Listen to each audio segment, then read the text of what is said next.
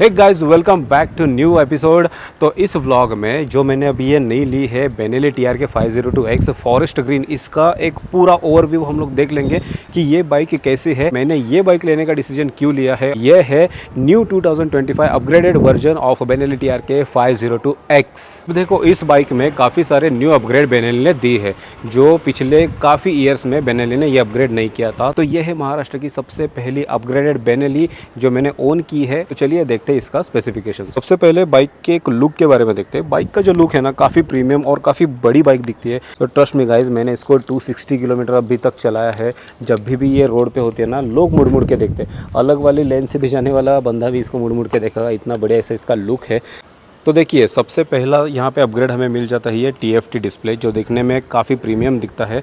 तो ये काम करते हैं, ये जो TFT डिस्प्ले ना, इसमें काफ़ी सारी इन्फॉर्मेशन है। तो इसका मैं एक स्पेशली अलग व्लॉग बनाऊंगा, wholly totally dedicated to this display, कि इसको ऑपरेट कैसे किया जाता है। फ़िलहाल के लिए मैं इसको बंद कर देता हूँ। तो ये आपको मिल जाता है। इसके बाद यहाँ पे देखिए, ये एक बटन मिलता है। तो ये बटन अगर आप दबाओगे तो ये हीटेड ग्रिप्स आपको मिलते हैं। ये जो ग्रिप्स है वो हीट हो जाते हैं, गर्म हो जाते हैं, ताकि जब भी आप ठंडी के एटमॉस्फेयर में राइड करोगे तो आपके हाथ नम नहीं पड़ेंगे, या फिर आप बारिश में भी उसको यूज़ कर सकते हो। यहाँ पे एक दूसरा बटन दिया गया है। अगर आप ये बटन दबाते हो तो हीटेड सीट है, तो ये सीट में कॉइल्स है, तो ये भी गर्म हो जाते हैं। लेकिन यहाँ पे ये जो पिलियन सीट है ये गर्म नहीं होगी, सिर्फ ये जो राइडर की सीट है वो थोड़ी सी गर्म हो जाती है, ताकि आपको अच्छा एक्सपीरियंस मिले ठंडी के मौसम में बाइक चलाने का। तो ये हो गया अभी चौथा अपग्रेड कि स्विंग आर्म। ये जो स्विंग आर्म है ये अभी अपग्रेड हो चुका है। और लास्ट वाला जो अपग्रेड मैं अभी आपको बताने जा रहा हूँ ये है गोल्डन रिम। अभी ये गोल्डन रिम अभी के ये नए मॉडल में है। पहले वाले मॉडल में ब्लैक कलर की रिम आती थी। बाइक के जो टायर्स आते हैं ये अभी ट्यूबलेस कर दिए हैं। तो हालांकि ये स्पोक्स व्हील है, फिर भी ये ट्यूबलेस है। पहले के वर्जन में ट्यूब टायर आता था, तो वो काफ़ी दिक्कत होती थी। अगर आप कहीं राइड पे गए और कहीं पे भी अगर पंक्चर हो गया तो काफ़ी दिक्कत आती थी। लेकिन अभी ये ट्यूबलेस टायर है, तो it's like a ready to go task. अब देखो गाइस, बेनेली ने यहाँ पे ये जो LED DRLs नीचे दिए हैं, लेकिन जो ऊपर के अगर आप लाइट देखोगे, let me start the bike. ये देखो, अब यहाँ पे इसको ओपन करने के बाद ये एक ही लाइट है, ये जो हेलोजन लाइट है। और यहाँ का लाइट लगेगा जब भी आप इसको पासिंग दोगे, या फिर आपको ये अपर डिपर करना है तब ये वाला लाइट ऑन होगा। लेकिन मुझे ये लगता है कि शायद बेनेली ने यहाँ पे अभी एक अपग्रेड करना चाहिए था। हेलोजन की जगह पे LED लाइट दे देते तो काफ़ी अच्छा हो जाता। अब अगर बटन्स की बात की जाए तो यहाँ पे एक एंटर बटन और सिलेक्ट बटन दिखता है। तो ये दोनों बटन्स यूज़ होते हैं आपके TFT डिस्प्ले के फंक्शंस को ऑपरेट करने के लिए। तो इसके बारे में हम बाद में देख लेंगे नेक्स्ट व्लॉग में। बाइक में डिस्प्ले के बाजू में ही आपको यहाँ पे ये USB पोर्ट दिया जाता है, जहाँ से आप आपका मोबाइल चार्ज कर सकते हो। ओल्ड वर्जन में ये पोर्ट यहाँ पे आता था, तो यहाँ से अभी वो शिफ्ट करके उधर दिया है। और ये एक आपको प्रोविज़न करके दिया है, ताकि अगर आपको आगे चल के कुछ मॉडिफिकेशंस करना होगा तो यहाँ पे आप कुछ कर सकते हो। I am not sure exactly कि यहाँ पे क्या मॉडिफिकेशन हम लोग करेंगे। बाय द वे, ये जो आप हैंडल बार भी देख रहे हो ना, ये भी एडजस्टेबल है। आप एडजस्ट मतलब क्या, कि इसको आप यहाँ पे पास खींच सकते हो। अगर आपको ऐसा बैठने के बाद लगता है कि हैंडल काफ़ी दूर है तो इसको आप एडजस्ट करके पीछे खींच सकते हो। सेम विद द हेडलाइट को भी आप ऊपर नीचे कर सकते हो। यहाँ पे एक प्रोविज़न दिया हुआ है, अगर आप देख पाओ यहाँ पे एक बटन है यहाँ। हाँ, उस साइड में एक बटन है, शायद अभी ये कैमरा में नहीं दिखेगा। तो उसको आपको स्क्रू की तरह लूज़ करना है एंड देन ऊपर नीचे करना है, जैसे आप करते हो। तो ये जो लाइट्स है वो थोड़ा ऊपर नीचे हो जाएंगे। ये जो बटन है वो ऑब्वियसली अपर एंड डिपर का है। ये भी लाइट है अपर एंड डिपर की। ये तो मैंने आपको बता दिया हीटेड ग्रिप का। ये है indicator, horn. Again this is parking light, this is start button and this is engine kill switch button. और ये देखो, हमें ये जो ऑयल फोक है उसके लिए ये प्रोटेक्शन भी दिया गया है। फ्रंट में 320 mm का ड्यूल डिस्क है और रियर में 260 mm का सिंगल डिस्क। ये बाइक आती है 500 cc twin cylinder liquid cool 8 valve engine, जो पावर जनरेट करती है 47.5 PS की एट 8500 RPM और टॉर्क प्रोड्यूस करती है 46 Nm की एट 6000 RPM। इस बाइक में टोटल 6 गियर आते हैं। ये जो फुटरेस्ट देख रहे हो, अगर आपको कहीं पे ट्रेल करना है, ऑफ रोडिंग ट्रेल पे आपको जाना है, तो ये जो रबर है इसको आप निकाल सकते हो। ये टूथ फुटरेस्ट आपको मिल जाएगा, जैसे कि ये ब्रेक है उस तरह से इसको आप रिमूव कर सकते हो। बाइक के फ्रंट में आपको टेलीस्कोपिक सस्पेंशन देखने के लिए मिलेगा और पिछली साइड में मोनोशॉक सस्पेंशन है। बाइक के जो इंडिकेटर्स है ये ऊपर की साइड में प्लेस है, लेकिन अगर आपको ये ऊपर नहीं चाहिए तो यहाँ पे एक प्रोविज़न करके दिया है। अगर आप कहीं पे ऑफ रोडिंग ट्रेल करने के लिए जाते हो तो ये इंडिकेटर आप यहाँ पे लगा सकते हो, ताकि बाइक गिरने के बाद ये प्रोटेक्टेड रहेंगे। ऊपर रहेंगे तो ये टूटने के चांसेस रहते हैं। इस बाइक में जो 502X मॉडल में ये जो डबल स्टैंड आता है वो आपको 502 में नहीं मिलता, ये बस 502X ये मॉडल में मिलता है। सीट का जो लेदर है ये काफ़ी प्रीमियम लुक देता है और यहाँ पे सीट पे आपको बेनेली का ब्रांडिंग दिखता है। ये जो स्टिचेस है वो भी काफ़ी बढ़िया लगते हैं, काफ़ी सॉफ्ट ऐसा ये कुशन है। ये देखो मेरी उंगलियाँ कितने अंदर तक जा रही है। बाइक में आपको जो ऑयल टैंक मिलता है ये 3 लीटर का ऑयल टैंक है। अब इस साइड स्टैंड पे आपको ये जो दिख रहा है ना, तो ये है सेंसर। तो क्या होता है, अगर आपकी बाइक का स्टैंड लगा हुआ है तो बाइक शुरू नहीं होगी, न्यूट्रल पे होगी तो शुरू होगी, लेकिन अगर ये स्टैंड लगा के आप फर्स्ट गियर डालते हो तो गाड़ी ऑटोमेटिकली बंद हो जाएगी। या फिर आपकी बाइक चालू है, आपने गियर पे डाला है और उसके बाद स्टैंड लगा दिया तो ये बाइक बंद हो जाएगी। तो this is a safety feature, ताकि आप स्टैंड ऑन करके कहीं पे ना जाए। तो ये एक बढ़िया फीचर है जो आजकल कॉमनली सारे बाइक्स में देखने के लिए मिलता ही है। अब बाइक की सीट हाइट के बारे में बात करते हैं। तो ये जो सीट हाइट है ये कंपनी क्लेम करते हैं कि 840 mm की ये सीट हाइट है। तो देखो यार, मेरी हाइट है 5.6, तो अगर आप 5.6 के भी हो तो इतना आपका पैर यहाँ पे ज़मीन पे लग जाएगा आराम से। लेकिन अगर आप 5.6 के नीचे हो तो थोड़ी दिक्कत आ सकती है। देन TR के 502 इज़ बेटर फॉर यू, लेकिन X अगर आप लेना चाहते हो तो मिनिमम आपकी हाइट 5.6 तो चाहिए ही। देखो, काफ़ी सारे मुझे सवाल भी आए हुए थे कि बाइक का वेट कुछ रिड्यूस हुआ है क्या। तो बाइक का वेट कुछ रिड्यूस नहीं हुआ है। हाँ, थोड़ा फॉर रिड्यूस हुआ होगा, क्योंकि ये जो स्विंग आर्म है पहले काफ़ी थिक स्विंग आर्म आता था, अभी उसमें थोड़ा सा अपग्रेड किया है बिकॉज ऑफ वेट रिडक्शन, तो वो थोड़ा सा वेट कम हो गया होगा। लेकिन कंपनी क्लेम करती है कि 235 kg इसका कर्व वेट है। अब कर्व वेट क्या होता है कि बाइक में आपने सफिशिएंट अमाउंट ऑफ फ्यूल डाला है, उसके बाद आपने ऑयल भी डाला है और कोई भी राइडर या फिर पिलियन बैठा नहीं है, सब कुछ ऑयल एंड पेट्रोल डालने के बाद जो गाड़ी का वेट होता है वो होता है कर्व वेट। तो इसका कर्व वेट 235 है। हाँ, अगर आप अदर बाइक से इसको कंपेयर करोगे तो इसका वेट टू पावर रेशियो थोड़ा सा इधर उधर है, थोड़ा सा कम है। लेकिन ट्रस्ट में ये बाइक में जितनी भी पावर है, तो ये इंडियन रोड्स पे अगर आप टूरिंग करते हो या फिर आपको लंबा लंबा ट्रैवल करना है, तो ये वाली जो इसकी कैपेसिटी है, इसकी पावर है, this is best, this is sufficient enough है। अगर कंपेयर करने जाओ तो ऑब्वियसली इसका कम पड़ेगा बाकी के बाइक से कंपैरिजन में। अभी देखो, ये मिलता है आपको 500 सीसी के सेगमेंट में। इसके ऊपर के जो सेगमेंट होते हैं वो है 600 सीसी, 650 सीसी। लेकिन अगर वो बाइक्स आप लेने के लिए जाओगे तो डेफिनेटली आपको 12 लाख 15 लाख का खर्च करने पड़ेंगे। लेकिन ये बाइक ऐसी है कि जो मात्र 10 लाख के अंदर आपको सारे फीचर्स दे देगी उन बाइक के जो बाइक 12 या फिर 15 लाख में मिलती है। तो देखो गाइज़, अभी इसकी जो ऑन रोड प्राइस है वो तो मैं आपको रिवील नहीं करूँगा कि मैंने ये कितने में ली, लेकिन इतना डेफिनेटली बता सकता हूँ कि 8 लाख के थोड़ा सा ऊपर है। अभी देखो, इसका जो एक शोरूम प्राइस है ये आता है 6,70,000। जो पहला वाला ओल्ड वर्जन था उसका था 6,35,000।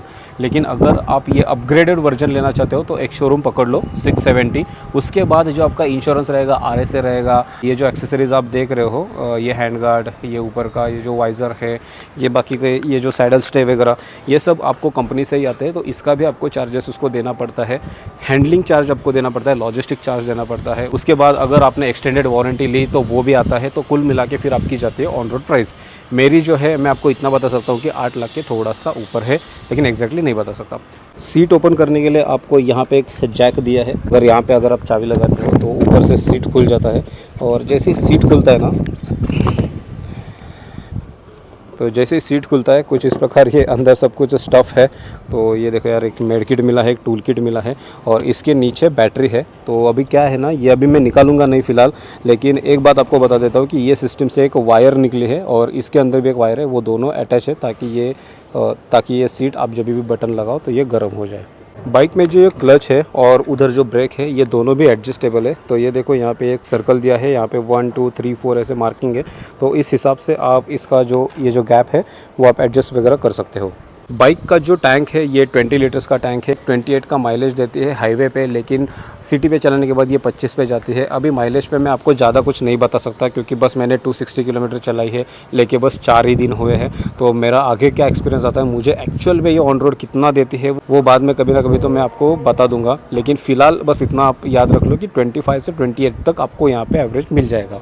गाइज़, ये बाइक ना, ट्रस्ट में, अगर आपको आपके बजट में आपको एक अच्छी बाइक चाहिए जो इंडियन रोड पर डोमिनेट कर सके, तो really this is a best bike. हाँ, अगर इसका कंपैरिजन आप अदर बाइक से करने के लिए जाओ, अगर आपको ज़्यादा पावर चाहिए तो काफ़ी अदर ऑप्शंस है। मैं ये नहीं बोलूँगा कि ये सबसे बेस्ट है, लेकिन इस सेगमेंट में 500 के सेगमेंट है, ये मुझे बढ़िया लगी। ये मेरा पर्सनल ओपिनियन है, आपके ओपिनियन डिफर हो सकते हैं, लेकिन जब से मैंने इसको लिया है, जितना भी मैंने उसको चलाया है, एक बात मैं डंकी की चोट पे कहना चाहता हूँ कि अगर आप 8 लाख इन्वेस्ट करते हो और ये 20 आप आपके घर पे लाते हो, तो ये बाइक पे बैठने के बाद ना एक फ़ील होता है कि हाँ, कुछ तो आप चला रहे हो।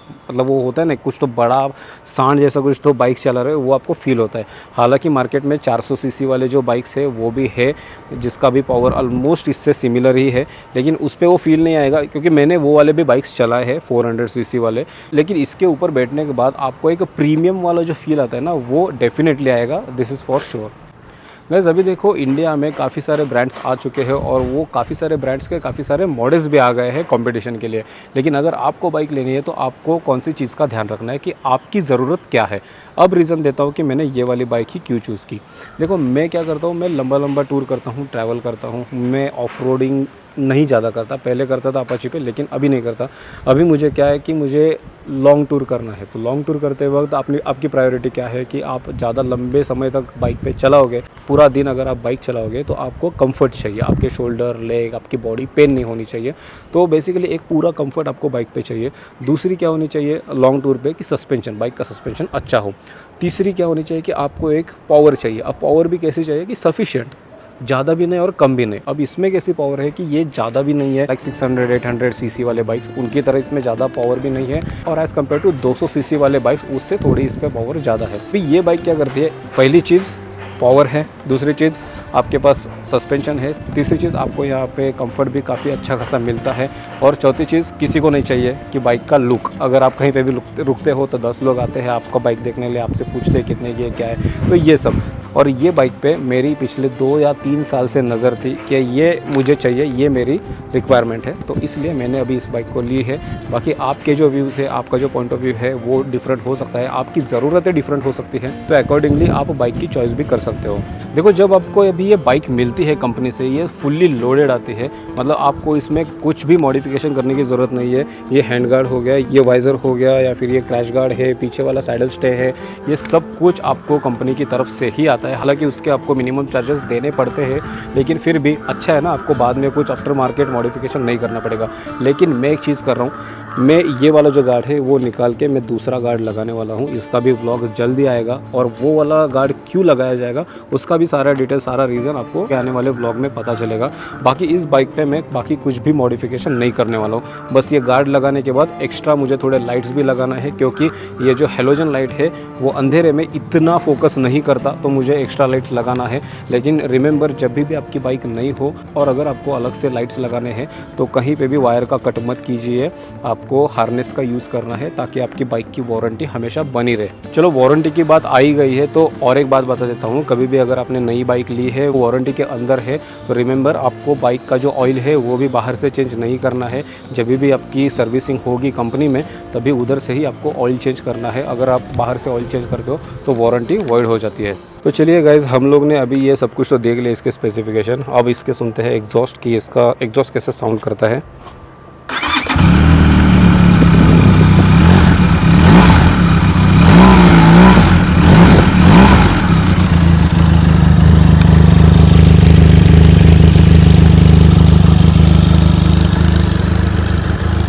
गाइस, तो ये था रिव्यू हमारे Benelli TRK 502X forest green, ये कलर का।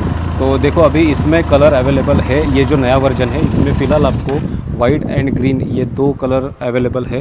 तो ये दोनों में से मैंने तो ग्रीन वाला चूज़ किया था। तो आई होप कि आपको ये वाला व्लॉग काफ़ी अच्छा लगा होगा, और अगर आप बेनेली TRK 502X ये वाला नया वर्जन अगर आप लेना चाहते हो फ्यूचर में, तो आई होप कि मैंने आपको सफिशिएंट ऐसी इन्फॉर्मेशन दे दी है। अगर आपको फिर भी कुछ सवाल है तो do not forget to follow me on Instagram Pritesh Moto Vlogs. आपके कोई भी जेन्युइन क्वेश्चंस आएंगे तो उसको मैं ट्राई करूँगा आपको आंसर करने के लिए। सो अगर आपको और भी कुछ क्वेश्चन है, कमेंट में क्वेश्चन पूछ दीजिए, मैं उसको रिप्लाई करूँगा। नहीं तो मुझे DM करिए इंस्टाग्राम पे। फिलहाल मैं सोसाइटी में हूँ और इसलिए बाइक को मैंने यहाँ पे शूट के लिए लाया था, इसके कारण मैंने कुछ राइडिंग गेयर्स नहीं पहने। बस अभी इसको लगाते हैं हमारे पार्किंग एरिया में और फिर निकलते हैं। मिलता हूँ आपको नेक्स्ट व्लॉग में। Until then, goodbye, tata, अलविदा, stay safe, ride safe and ride with the gears. मिलते हैं नेक्स्ट व्लॉग में। Bye bye.